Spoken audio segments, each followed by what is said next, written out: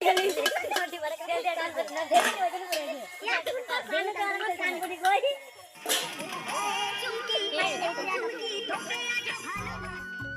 Morning বন্ধুরা। ছেলেকে অনেকক্ষণ থেকে তোলার চেষ্টা করছি, কিন্তু ওই যে ঘুম ভেঙে গেছে, কিন্তু উঠবে না, শুয়ে রয়েছে ঢাকা নিয়ে।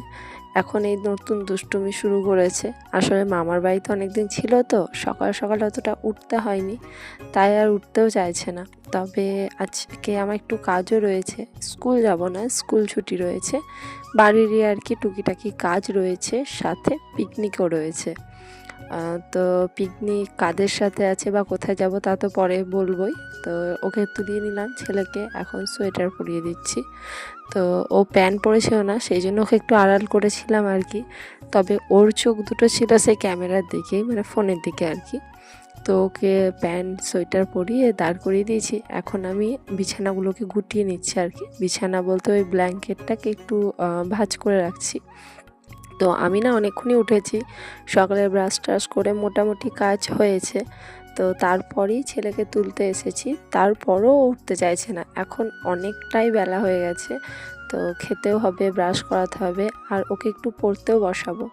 যেহেতু স্কুলের জন্য ওকে পড়তে বসানো হয় না, তো আজ যেহেতু বাড়িতে রয়েছি, তো দেখলাম ওকে একটু পড়তে বসানোটাই ভালো। একেই তো পড়তে চায় না, সেই জন্য আর কি।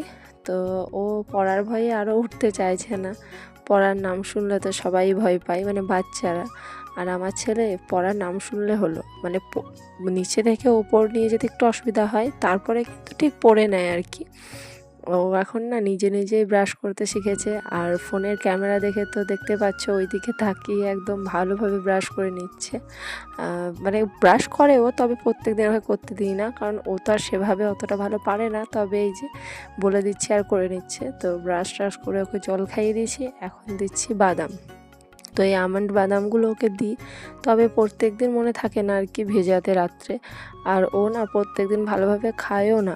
এই 2-3টে করে বাদাম ভেজাতে দিই, কোনোদিন একটা খাই, কোনোদিন 2টো, আবার কোনোদিন 3টেই খেয়ে নেয় আর কি।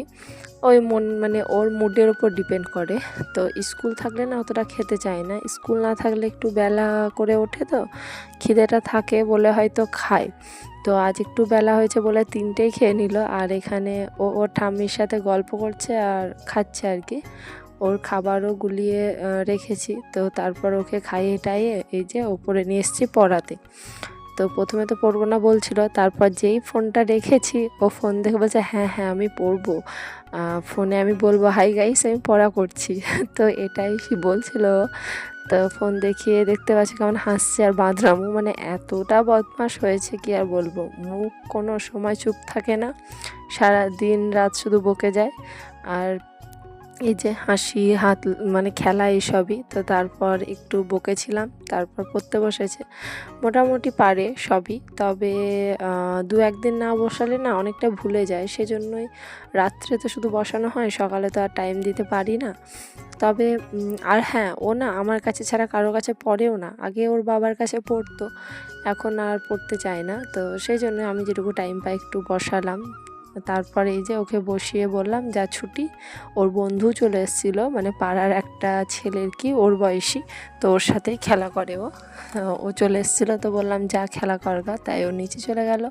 আর এদিকে আমি ঝাঁট দিতে শুরু করেছি। আজকে বললাম না কাজ রয়েছে, আসলে অনেক কাচাকুচি ছিল, সেগুলা কেচে তারপর ঝাঁটটার দিতে অনেকটাই বেলা হয়ে গেছে। আর ছেলেও বেলাতে উঠেছে, ওকে পড়াতে তাও 1 ঘন্টা তো লাগেই। তো তারপরে যে স্নান টান সেরে পুজো দিতে চলে এসেছি। আর এই গাছটা না মানে এবছর সত্যি শীতে অনেকটাই ফুল দিল। অতটা মানে কি বলবো, ফুটতো না পুরোপুরিভাবে, যেহেতু শীত পড়েছে। এখন হালকা রোদ পেয়ে তাও একটু ফুটেছে। এই গাছটা মানে খুব একটা বড় না, একটা গাছই আমি লাগিয়েছিলাম, আর মাথাটাকে কেটে কেটে দিয়েছিলাম বলে হয়তো এতটা ঝাঁকড় হয়েছে। এই টুকিটাকে ফুল দিয়ে আর কি ঠাকুরকে দিতে হবে। আর গাঁদা ফুলগুলো ধরেছে, তবে ওই কেনা গাছ তো খুব একটা বড় হয়নি গাছটা, ছোটোর মধ্যেই তো ওই 3টে-4টে এভাবে ফুল ফুটছে। যে অনেক মানে বড় গাছ হলে কি হয়, অনেক ফুল ফোটে আর কি। তবে কেনা গাছ একদমই ছোট কলমের গাছ। ফুল টুল তুলে এই যে চলে এসেছি ঠাকুর ঘরে ঠাকুর পুজো দেওয়ার জন্য। আর আজকে ঠাকুরের বাসনগুলো না মা ধুয়ে রেখেছিল, আসলে আমার ধোয়া হচ্ছিল না, বিকেলে এই ওই করতে করতে আর হচ্ছিল না, তো সেই জন্য মাই ধুয়ে টুয়ে রেখেছিল। এখন আমি পুজোটা দিয়ে নেব।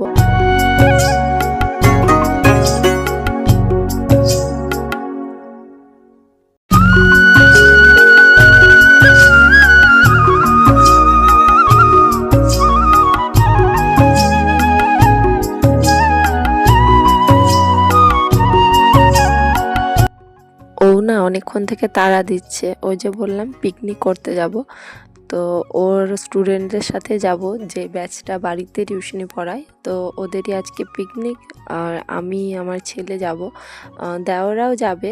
তো আমরা আগে চলে গেছিলাম বরের সাথে, সেজন্যও তাড়া দিচ্ছিল আর কি। তো গিয়ে গিয়ে একদম মুড়ি খেতে বসে পড়েছি, চপ আর ওখানে আলুর দম করেছিল, আলুর দম, পেঁয়াজ, লঙ্কা, মুড়ি।